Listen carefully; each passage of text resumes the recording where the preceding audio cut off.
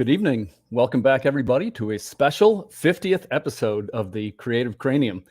Pretty excited to show you what we got tonight. We're going to take a look at some of the hottest crowdfunded projects out there. But hey, before I go too far, please welcome my special guest, Mr. J.D. Calderon. J.D.?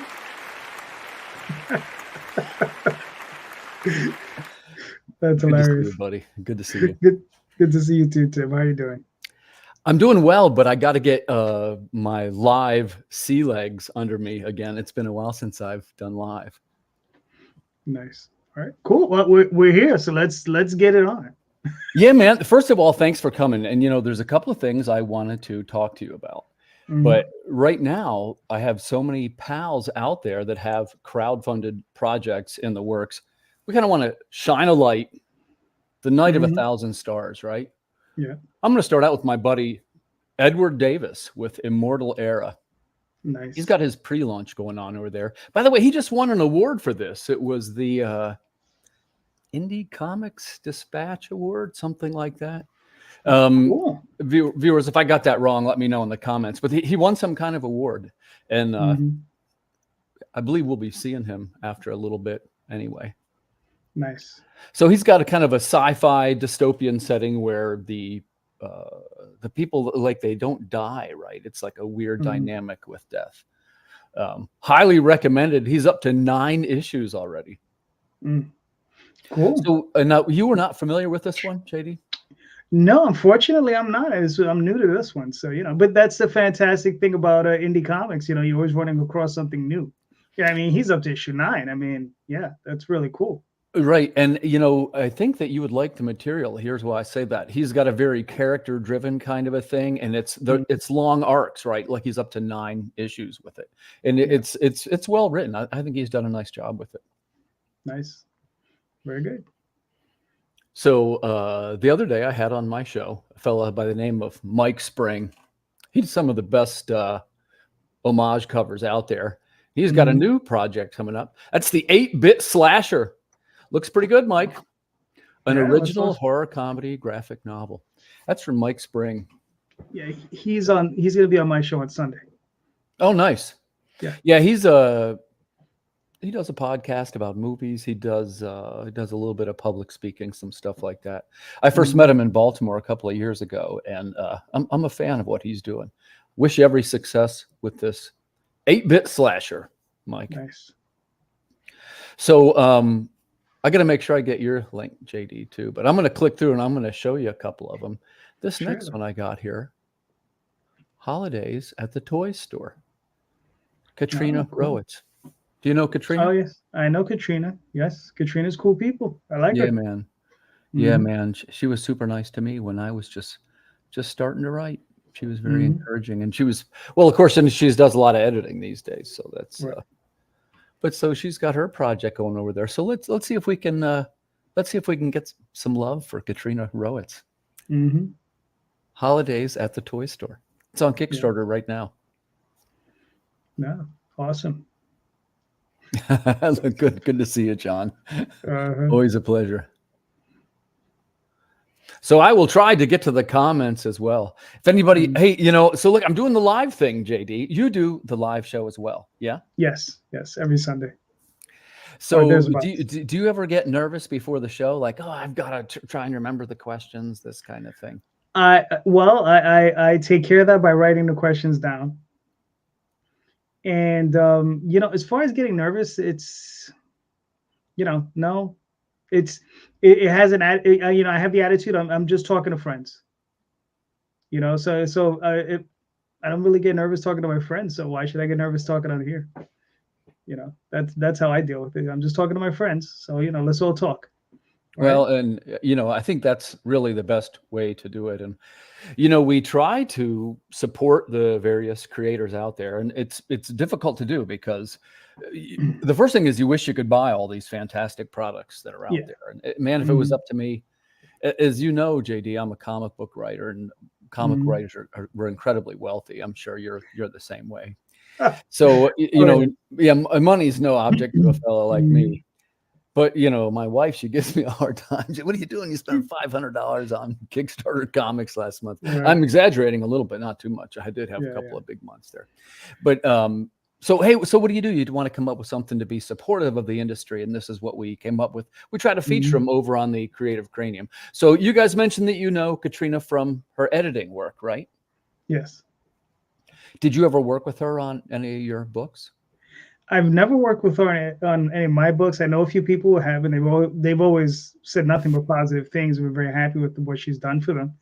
I've interviewed her I think 2, maybe 3 times on my show. She's been on a couple of my Sunday shows, so you know. So she's awesome. Gotcha. Good people. Good people. Yeah. Got to bring her back on.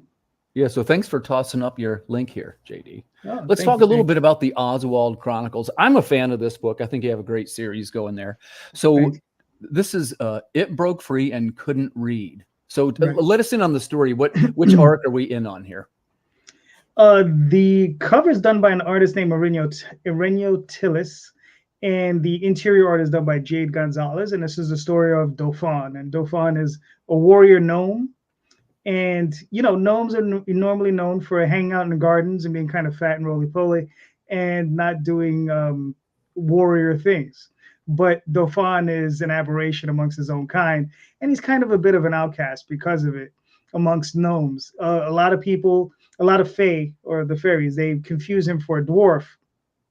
But they can tell from his eyes that he's actually a gnome. And in the world that I've created, gnome eyes are actually made out of gems, and if you can, if someone can somehow get their eyes from them, you know, whether by killing them or just snatching them by their heads or whatever, they're considered very powerful magical items. But Dauphin has both of his, and basically he's dedicated his life to finding and destroying evil, you know, in all its various forms, and he has become a very dedicated warrior in that, you know, particular thing. And he's a bit of he's a bit of a jack of all trades when it comes down to magic, you know. So any scrap of magic he can get a hold of, no matter how janky it is, he'll find some way to use it. You know, he has a shield that he has that's almost destroyed. It's a shield that emits fire from it, but it's like half melted from the spell itself. And you know, but he's going to continue using it until it wears out. You know, the sword, he gave up almost 10 years of his life to get the sword that he has. He had a very famous dwarven smith in that world, and he dedicated it, and he did some horrible things for this dwarf to possess this very powerful weapon, you know. Nice. And this story is basically about him and how he's trying to gain revenge for his family. His family was killed by some evil entity that he accidentally set loose on the world, and that's the creature that it broke free. And as far as it not being able to read, that's part of the story, and that's part of how Oswald gets involved. So. Well, and I love your titles. I've said this before. I like the phrasing, and they have a really what I would say is a literate kind of feel, you know. Thank you. I'll use the other one for the example, which is I Was There and I Remember. Yes. Right? Yeah. I just love that title. So where do you get the inspirations for some of your literate titles? You know, it's funny that just from being a kid and reading a lot. And the thing is growing up reading Zelazny, Asimov, Nice. You know, Heinlein, you know, you name it. I mean, you know, just reading those types of books. All of those books had those weird titles. You know, like the chapters usually, it's the chapters that usually had those weird titles. I was just like, okay, I guess this is how titles are supposed to be. So I just always, you know, focused on it. I was like, okay, what would be funky and weird sounding? So it has something to do with the story. And sometimes, you know, sometimes it even takes a while to find a good title like that. You know, you got to sit back and really think about it. And sometimes I'll just put a filler do you come up with titles first or at the end of making the chapters? Depends. So, because like I said, sometimes I'll write the whole story and the title will come out because of the story, but I will always begin with a title. Right. So even if the title is just a filler, you know, I think I had a title called it had the head of Abe Lincoln. And then I think the subtitle was like I forgot the subtitle, but yeah, but it had the head of Abe Lincoln. That was the funniest head. I actually like that one. So, and it was literally the someone was cast a penny into a wishing well, and the Oh, penny nice. the wishing well was cursed, and the penny would turn into a small little demon, but it had the head of Abe Lincoln. So yeah, and it would go around and do terrible things. So, but Nice. yeah. Well, man, I'm wishing you every success with this Thank you. project, man. You're like a unstoppable juggernaut of creation over there. I'm trying. I'm trying. That's all I can do. Just keep trying. So let's jump around a little bit, right? Like we want to feature some of the players. This is my friend Carissa Grant. You know Carissa, yeah? I know this lady. Yeah, the hardest working lady in comics. Seriously. Worthy Chaos, Redemption, Yeah. Horror, Mhm. Supernatural Comics. Now this is 1 to 9. Yeah. So I think I'm actually now not caught up to as far along as this series is. She's churning them out pretty good. So, man, she's got some great artists working on her team. She's got some great merch. Worthy Chaos, one of the strongest up and coming brands. Would you agree, JD Calderon? She does a great job of promoting her stuff and putting herself out there. I mean, I picked up her hardcover. Oh, nice. Yeah. By the way, she and I talked about that gutsy move, right? The, like, you know, man, even I don't have a hardcover because, you know, there's logistics of it. There's you gotta, there's some math involved with getting them, but man, my hat's off to her. Congrats, Carissa. Yeah, definitely. Do you do hardcovers, JD? My very first 2 campaigns were hardcovers, and you know, and they were higher goal campaigns, so I sweated the entire times. And the first one stressed me out so much I didn't do another campaign for 2 years. You know, and now you can't stop me. So, gotcha. Well, I guess I would add this in that one thing that I think Carissa has done really well is tapping into the collectible market with some of these merchandising choices. And you and I have talked about this. I don't know what the correct answer is, and I don't know what the correct balance is, but I do know that it's something that we've got to do. It's our brand. I know you're very brand sensitive, right, with your characters for good reason. And, you know, I think there are certain examples, like we could learn a lot from what Carissa does. And by the way, one cool thing, she's been on the show a couple of times. She'll tell you, hey, well, this didn't quite work, or, you know, I didn't like the stand. Like, she's very forthcoming about, I always like to hear what didn't work. You know what I mean? Yeah. Sometimes you learn more from mistakes than you do from your actual successes, you know, because sometimes, you know, you have your successes and you're just like, oh, well, that's always going to work. Or there's that thing that always works. So it's just like, you know, that's fine. But sometimes you need to like really hone in on what's not working. Right. And then find out, you know, what is it that didn't work. Right. Like, well, but that's the $1 million question, right? Well, hey, if we knew the answer to that, we'd all be millionaires. Well, you already are a millionaire. I think we established that backstage. Hardly. Well, I mean, in the sense that, well, it's 2 things, right? The first is it takes a good amount of time and money to generate one of these campaigns. So most of us having a relatively inexpensive price point, right, you know, we've got to come up with something to sort of keep the dollars flowing, if you know what I mean. And here you're talking to a guy who I once said, well, hey, I'm not going to do variant covers, you know, that's blah, blah, blah. I'm a writer, blah, blah, blah. I know everything. Well, you quickly learn that, you know, man, you're going to be doing some variant covers, pal, because you need to, you know, we need to keep these dollars coming in for these projects. And I was going with it was that step 1 is keeping the dollars rolling in. But the second thing is, if it's a book or a movie or a song, you don't want the merch to potentially detract from anything else. Like, you know, at the end of the day, I think I speak for both of us. What we want are readers, you know what I mean? Man, I'd be thrilled to death to have something like a, you know, an action figure or even a t-shirt, which I haven't done yet. But I guess I'm what you'd say brand sensitive, you know, hey, what's his name? Watterson didn't do it from Calvin and Hobbes, and he became the Calvin and Hobbes guy, right?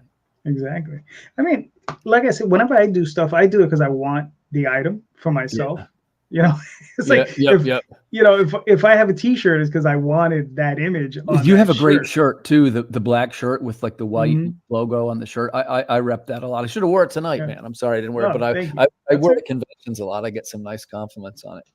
Cool. Yeah, I mean, and that's the thing. Like that's a shirt I wanted for myself, so I got him.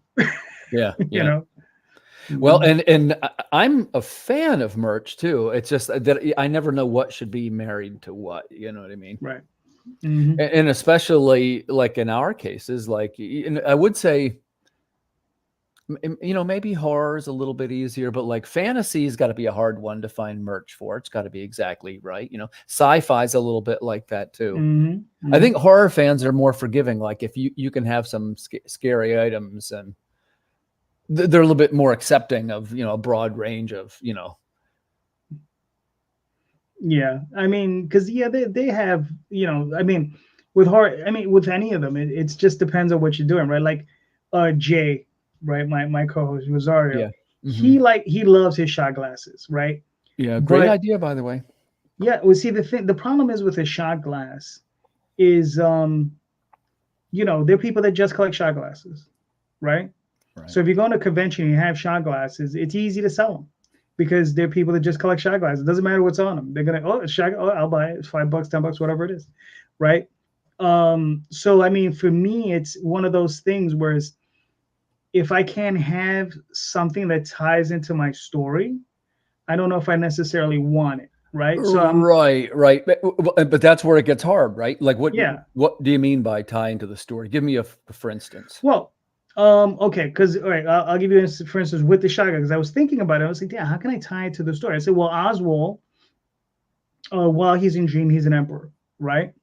Mhm. So I'm thinking of creating a shot glasses, and it's going to say the Oswald Chronicles. I have the little title on it. It says "Have a shot for the Emperor," and it'll be like a little, like one of his soldiers holding up a shot glass for Oswald on the little glass. Something funky like that. It's a concept I'm still thinking about.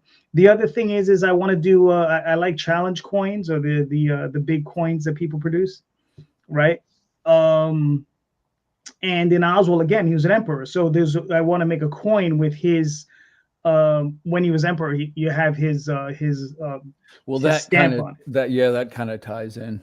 Yeah. We do maps and stuff, and I do feel like that is very firmly entrenched in the lore of the story. I would be okay probably with some kind of coins too.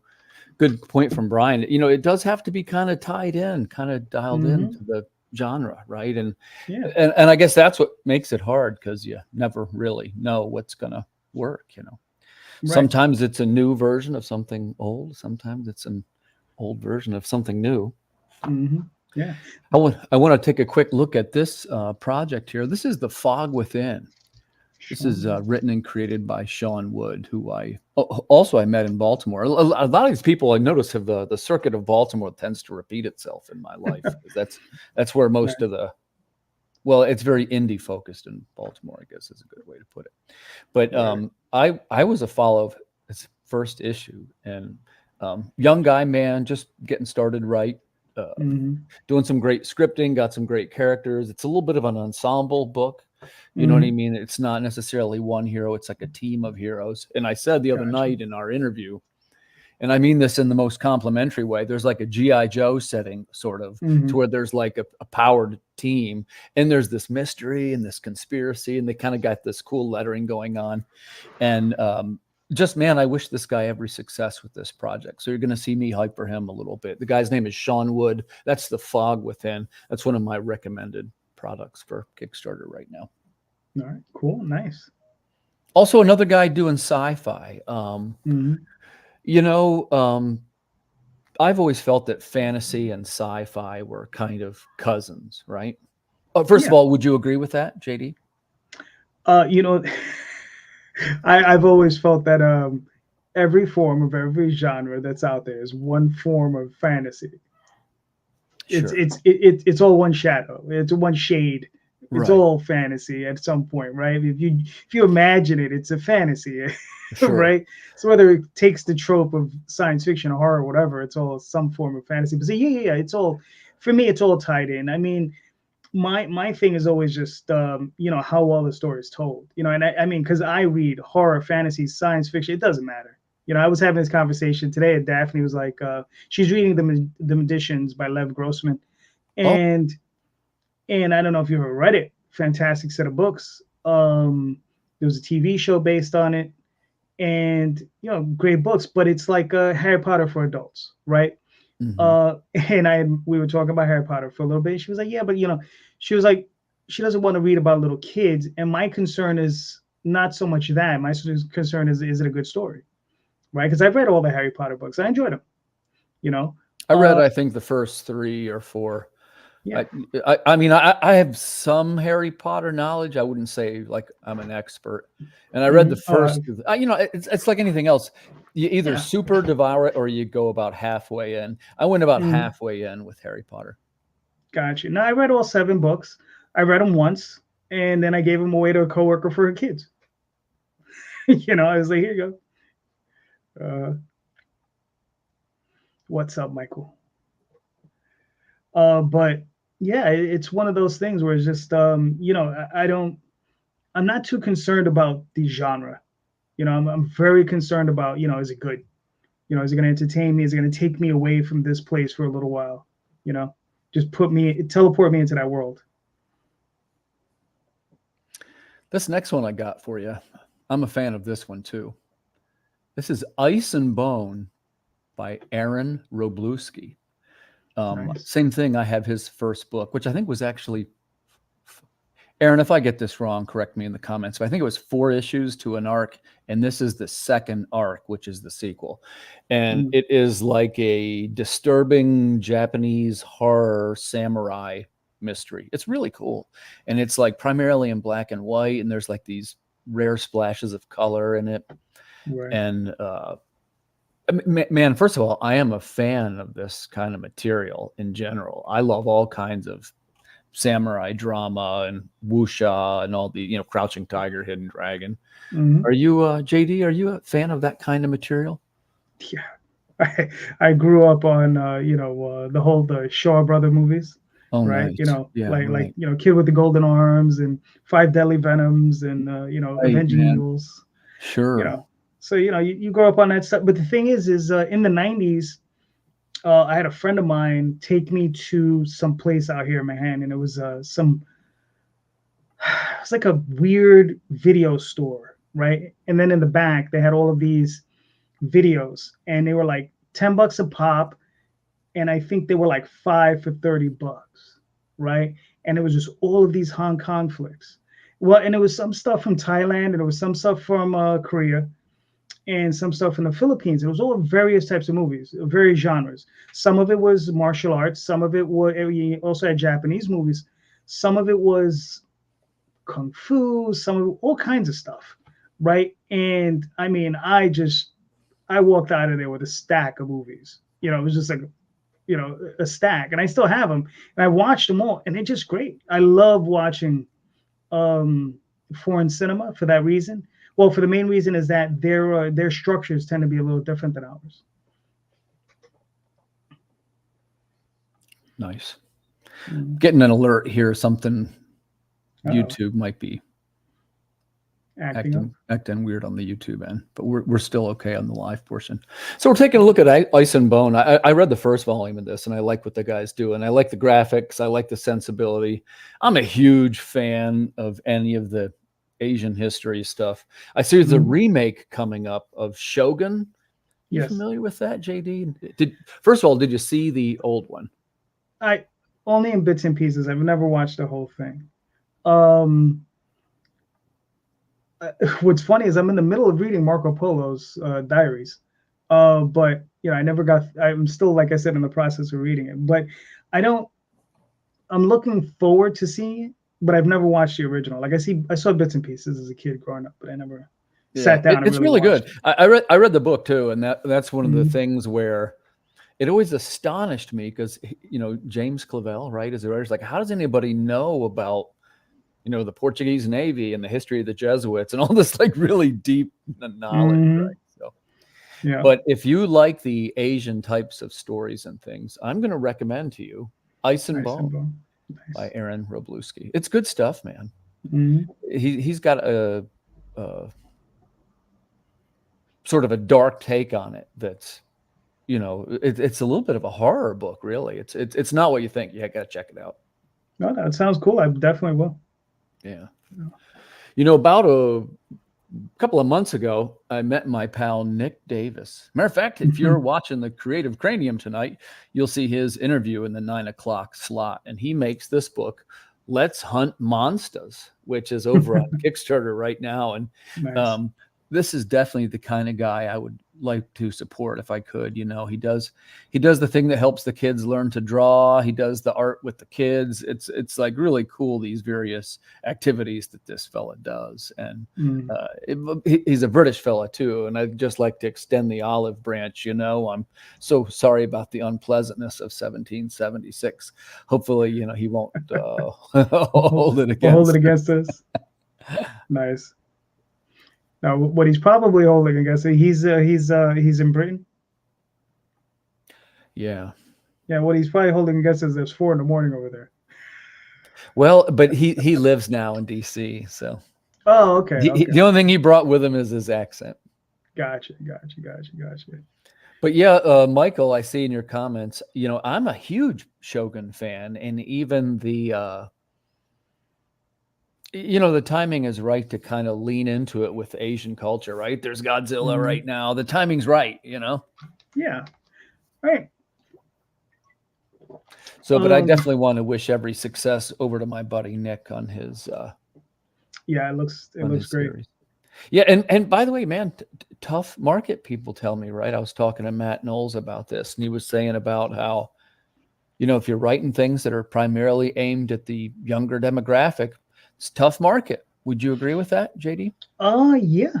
I mean, you know, it's funny, like, you know, for the first few years that we were on this little whole podcasting, right? We're trying to figure it out. Right. About a year and a half ago, we kind of boiled it down, right? It got distilled down. Okay. So what are the things that are really required of you to really be successful, right? So the first thing is be already famous. Right, that's the top thing. Already be famous. You know, be a Brian Pulido who's had a 30-year career. Right, be you know, I don't know, pick anyone. You know, Mike Mignola. You know, yeah. If you want to make $100,000, Matt Kint. You know, have a long career in Marvel at DC. Right. Then there's the tier underneath that is do a now, which is you know. I don't know, bad girl, good girl type of comic, right? Which is just under like following in Pulido's footsteps. Which are really successful. They're really Very successful. Exactly. And then, you know, just underneath them, you could probably find anthologies and like Cthulhu mythos type books and, you know, that sort of thing. Sure. And then maybe underneath them, you'll find some superhero books, right? Floating. And then just underneath them, you know, you have different types of genres, like, and then they're outliers, right? And there's all kinds of other things. So, you know, it just all depends. But yeah, towards the bottom is, you know, the YA stuff. How you doing, Ed? Nice to meet you. How are you? Ed, good to see you, man. Welcome. Good to see you. Thanks for having me. Sorry I'm late, but I'm glad I could make it. No, I'm so glad you came. We were talking about some of the books, which while I got you here, we can do a shout out for you, which is Immortal Era 1 to 9. Yes. So Ed, you know, I've been a follower of your books. Well, I shouldn't say since the beginning. I guess we first met around number 4, probably it was. Or somewhere around there, yeah. Somewhere around there. But man, I'm a fan of your series. Tell us real quick, who will love this series? This series, if you're a fan of post-apocalyptic stories and fantasy quests, this is the story for you. If you're a fan of gore, I mean, it's loaded with that. But with this one, I wrote it with the sensibilities of the stuff I grew up loving. So I grew up equally loving J.R. Tolkien and Stephen King. Nice. So I wanted to kind of give you a dash of both of those, so you can get, you know, the epic hero's quest that we're following as the story goes along, and then just buckets of gore as you move along the way, and kind of horror aspects thrown in there. So it's kind of it's a wild ride of a story, and it's just kind of as you read along, especially this issue 9 is going to be at the longest issue of the series, and it reveals huge amounts of lore in this universe. So we'll find out. Yeah. So I'm so glad you're here, because now I got a couple of questions, right? So now it's 9 floppies worth of material, right? Yes. Okay, so 200 pages roughly, right? Roughly, yeah.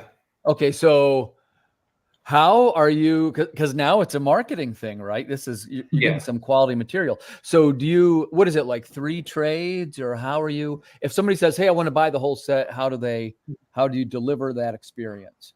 At the moment, it would be a trade and 3 issues, because there's a trade out already that collects and the trade has the first 6? And that's the first 6. And then you'd have to buy the 3 additional floppies.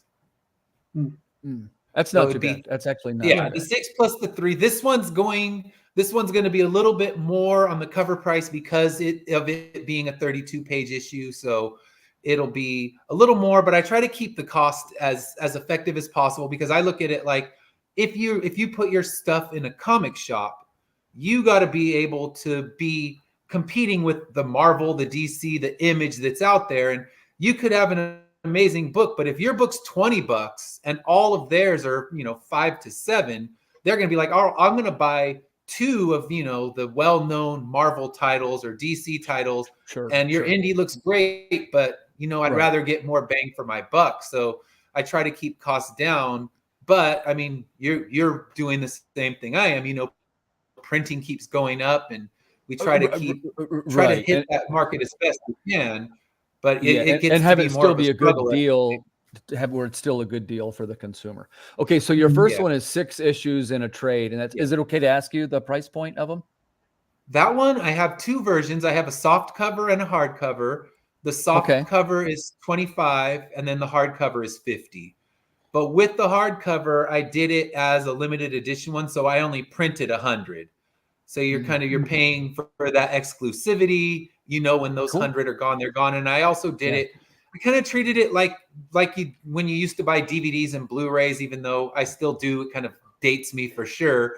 But you would you could buy the bare bones edition that you get the movie and nothing more, or you could buy that super beefed up special edition that's got the steelbook commentary and behind the scenes. So I tried to throw some cool behind the scenes stuff into the hardcover, so you're not just getting a hardcover version of the book. You get full cover galleries and like script to final sections and things like that. So you get the bells and whistles. If you want just the bare bones story, you buy the soft cover and you get everything in there. And if you want the fancy extra features, you buy the hardcover. That's cool. And that also, that's cool. You have a less expensive version too for backers. So that's 6 issues. So that's 150 pages roughly. It ended up being like 170 something, because a few of them were one monkey for Travis. I'll put monkeys in my book for him now. Immortal monkeys. Travis, you want to come on? I'll shoot you a link. So I put the first issue, or the main cover is in the soft cover trade. So it starts with each chapter starts with the cover, and then I did add an extra ending to both versions. So it's this extra 6 pages that weren't in the floppies. Gotcha. Are your floppies always 24 pages?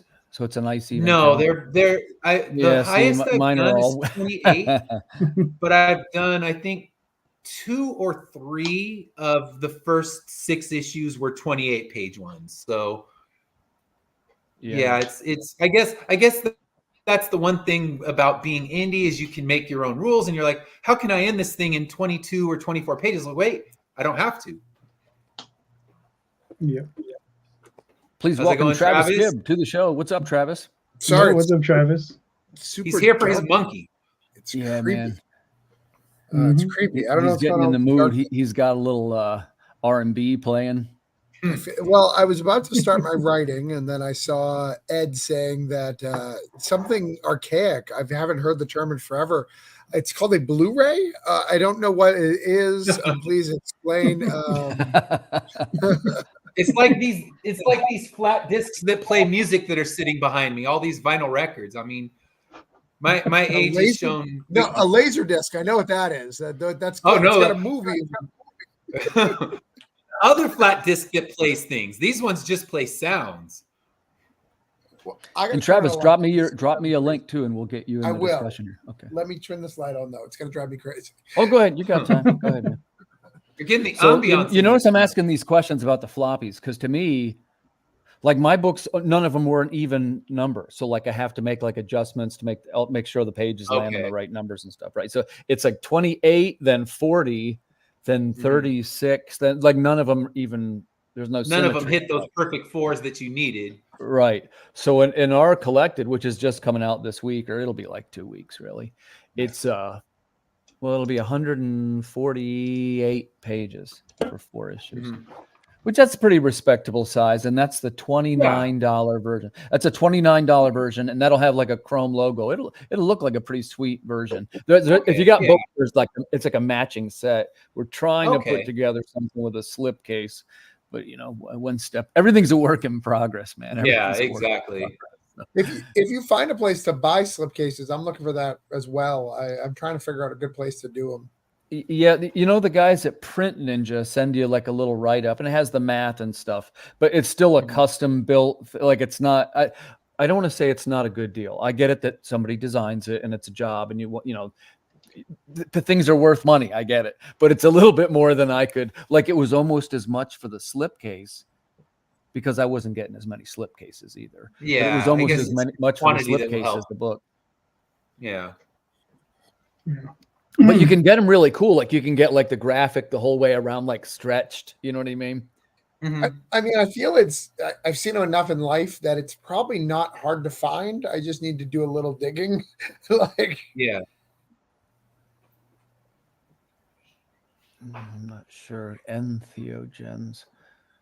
Interesting comic writings. African teacher on YouTube. Plant teachers. Sure, why not?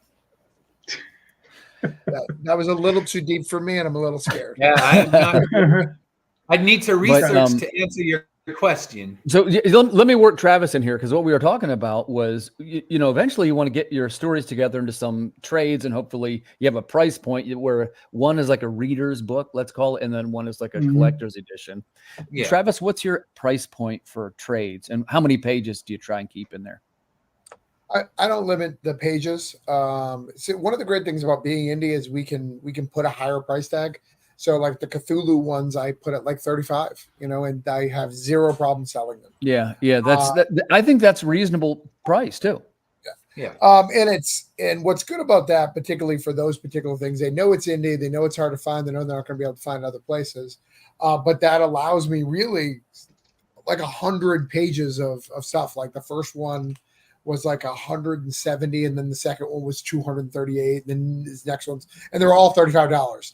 So I'm always like, and it's a good selling point too. Buy the one in the middle, which I happen to have more of. Buy that one, there's more pages. Yeah. So I think, but I was just actually on a meeting with Band of Bards, my publisher for Coins of Judas, and we were talking about this because we're launching in the beginning of March. The Coins of Judas trade. And, nice. We decided we're going to do a nice hardcover version, and then we're going to do a softcover version, but we're going to go very limited on the hardcover, because that's, the hardcovers are wonderful. They're great. The problem is they'll kill your budget, man. Yeah. See, that's, I struggle with that part, because I'm still at a level where I'm trying to get the math to make sense for me, which first of all, if I chose this for a line of work. Are you having them printed domestically or overseas? If I do the hardcover one, I would do overseas. You can, if you do a small enough it's so weird. If you do a small enough quantity, you can print them here, because it's really not too bad. It's between $16 to $20 for like 140 pages. I can show you a couple places. But if you do any more of that, you know, you really want to get it down to like $8 or $10, you know, because you're doing a lot, you're paying a lot more shipping, you know, and that's when you got to go overseas. So it's tough, man. Like figuring that out. I have to go overseas for the new Cthulhu Neverland just because of the page count. Like the page count just pushed us over. I kept adding stuff, man. Like I'm just like the ending's not good enough. You know. We're setting up the digital pretty soon. My wife keeps getting sick, so we're in situations like that. But you have to go overseas because you know the prices goes up ever so slightly, and you know it doesn't really affect you on a floppy. But when you start getting to the trades, you really feel that extra dollar they add, right? Mm-hmm. Yep. For sure. And I, you know, in my case, that would be like I might have to print them overseas because I think that it's helpful if you can get something in a trade that's in a $20 price point, like a stripped down paperback version for cons and stuff. And you'd almost have to print it overseas because if you have, well, 150, let's say 148 pages, it's tough to, like Travis was saying, the cost of everything keeps going up. You almost have to print it overseas now. Yeah, I mean, there's a couple places that you can print it in domestically, but you have to hit that $1,000 mark, which is really tough to do when you're talking to trades. So you can get it down to like $8 on a trade, but you're paying for it. Yep. So Grant, now did you say $1,000 mark or 1,000 book mark? Print order. 1,000 books. Yeah, 1,000 units. Yeah, okay. Yeah. You can get it down to about one of my trades is I won't tell you which one, but it's a hefty page. We got it down to about $8. But oh wow, I printed 3,000. So you know, I got there. And what's great about it though, you know, it's not so bad. You know, once you get to 8,000, you know, 11,000 doesn't sound that bad. You know. Well, he always complains about when he has to order shit. Like he'll do a Facebook post. He's like, I had to order Gemini boxes, bags and boards. Like, what are you doing, Tyler? Come on. Damn these people wanting my stuff. Fans paid for it. Give it to them. Yes.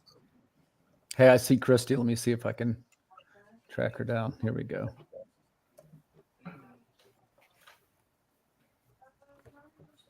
JD, did I ask you, so how many pages in a trade and what is the price point of it? Well, it always depends because like it's like everybody's saying, you know, we set our own rules, so it just depends on the story. So I've done stuff typically anywhere from 96 pages, but I've gone as high as 220. So it just depends on the story. So. And what are you selling them for at that number? Depends because right now they're all in black and white, so it's ranging between 20 and 25. But once I start moving into color, it's obviously going to go up because it's color just that's the one that's going to kill you. Please welcome Christy. What's up, Christy? How you been? Christy? I'm doing good. I caught the bug that was going around LA. I'm a little bit better now. Oh no. Okay. Oh wait, hey, but hold on. I forgot something important. You know, I'm getting used to my new live format, but I can say, please welcome Christie Shinn. This is a professional operation. Well, I know all you guys already, either online or in person. I've met Ed in person. I haven't met you two yet. Well, you two yet, but yeah. We end up at all the same shows now. If in any of the SoCal ones, we're always there.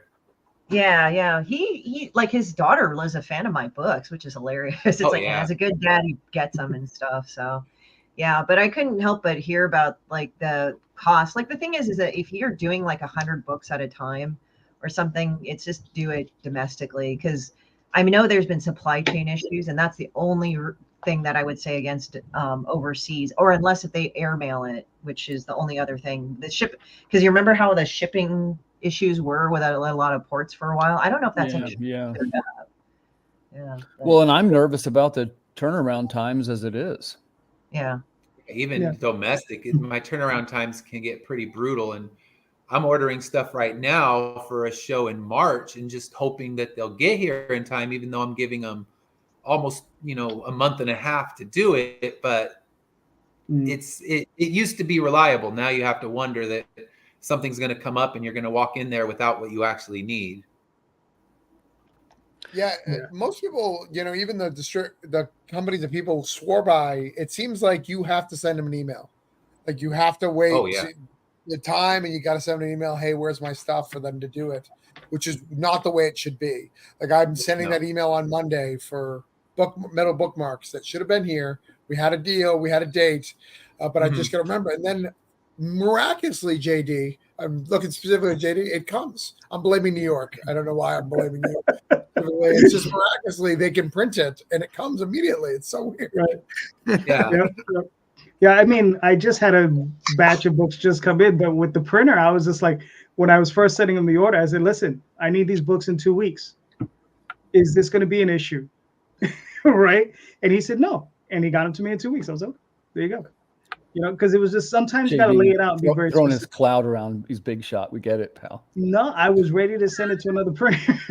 Just like, because the thing is, you know, I love this guy that I use, but he took 6 weeks on somebody else's book, and on Daphne's book, I think it took a couple months. I don't know what happened. I mean, I just think he had an issue. So, all right, let's work this one into our conversations because I like this book. Okay, Voodoo Nations issues 1 to 4 horror suspense comic series. So now all 4 are already written, right, Travis? Yeah, they're all done. And so this is a trade, or you have floppies? What do we have here? This is floppies, but I mean, I don't launch until it's done. So the book is done. nice. It is complete. I won't say I do that for everything anymore. I used to be able to say that, but then I got cocky and started doing 100 Kickstarters a year. You can't do it if you do it, but this one particularly happens to be done. Nice. It's been done for a while, but no, this is the 4th issue of it. It used to be a 4-issue miniseries. It is now turned to a 5. You know, sometimes your editor is like, "Hey, you should add like 20 pages here because you have a lot of stuff." I was like, "Oh, okay. I guess I'll do another issue." It looks great, man. And again, nice find on this guy. I hope I'm saying his name right. Goulart. Yes, that is correct. Nice job by that artist. He does amazing work. If you scroll down just a little bit, people are loving the second cover. Like people are really jiving. These are all good, dude. Yeah, it's nice.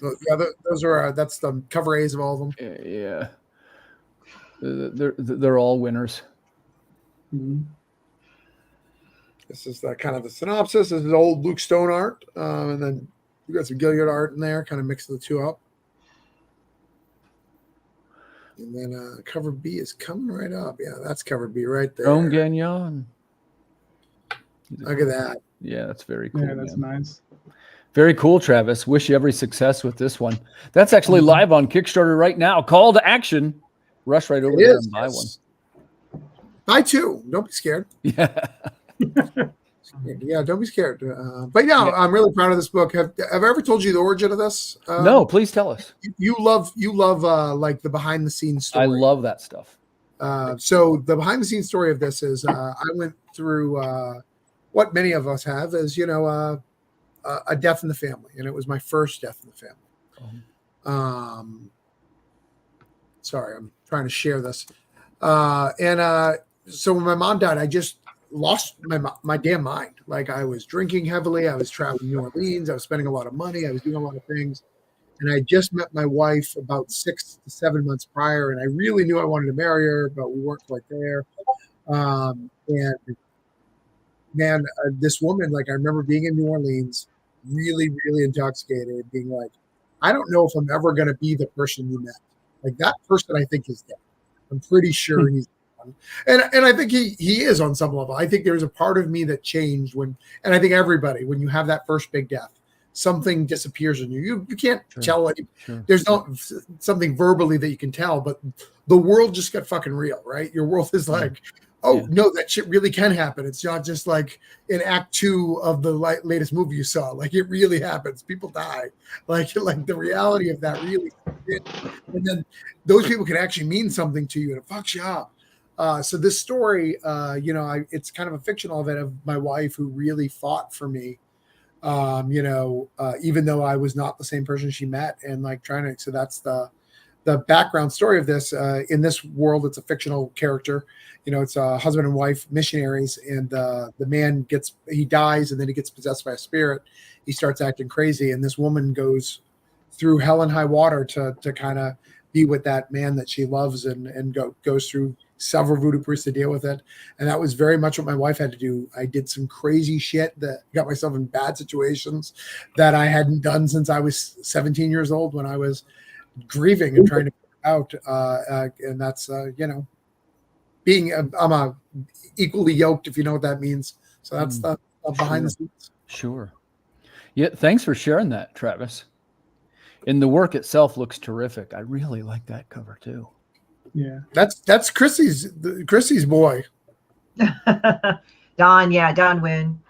Oh, I know Don a little bit. Yeah, he's one of our social media teams in the Comic Art Professional Society. But yeah, he does a lot of work. I joke at him and I said, "Are you a whore?" Because it's like he whores himself out. But he's good at sharing. I know, like, he's kind of been busy because I know he's had a heavy backlog. That I know. You're welcome. I mean, he's welcome. It's okay. I know. I kind of know what he's doing on top of all the work he's doing. So yeah, he's a busy guy. I mean, he has to be super busy in order to not keep up with some things. So there you go. And I don't mean that in a crappy way. I just like the holidays. I think have just been the holidays. The past holidays were like nuts. No, at MegaCon, he told me that in 2024. He is not going to be doing any more work for Orange Cone, and he normally does like 3 or 4 like anthologies for us, and he's doing his own thing. I'm super proud of him. I'm super proud of him. Is he going back to Pablo? Yeah, he's going back to Pablo. That's what I thought. I think he wants to expand on that series. He's like got only 1 comic or 2. I'm trying to remember. It's only 1 issue, yeah. So he's put it on the back burner a lot for a lot of people, and he really wants to work on his own thing, and I love that. I want artists to work on their own thing. I love that. Yeah. Pablo, the idea is like novel. It's like one of those things where it's novel but so random, like, Teenage Mutant Ninja Turtles. It's like, wow, this is kind of silly and shit and almost stupid. And I'm not saying that to demean anybody, but it's like when you think about it, it's like so random but it's brilliant because it was like a big selling series. So there you go. Mm-hmm. Right. It doesn't need to make sense for it to do well. Outstanding. Well, guys, we are just about to our time. Tell you what we'll do. Let's run around in a circle here real quick and give one last shout out, anything where we can find you and anything you want to promote. Christy, let's go right to you. Yeah, I have a link tree up. It's Horror Taurus Studios. I'm also on Global Comics. I'm also on X. I'm also on Instagram. All the other things, you can go on my link tree for that. I did not put that on there and like the smartest person in the world, but I am there. I am known for being the creator of Demon Bitch, and I'm also the president of the Comic Art Professional Society here in California. Thanks for coming to see us, Christy. Yeah, thank you. One of my favorite persons. Okay, JD, how about you, buddy? What are you promoting? Where can we find you? I'm the writer and creator of the Oswald Chronicles, Tall Tales, and you can find the Oswald Chronicles currently. Well, probably a Friday. Next Friday will be back up on Kickstarter, but there's a pre-launch page that's available, so you can sign up and get up on there early. And you can find me Sunday nights on YouTube on Talking Comics on a Sunday night. Excellent. Ed, and I'll be seeing you on the 15th or something. We got something coming up, I know. Yeah. Ed and I got something on the books. But for tonight, man, thanks for jumping in here at the last minute. Tell us who you are and how we can support you.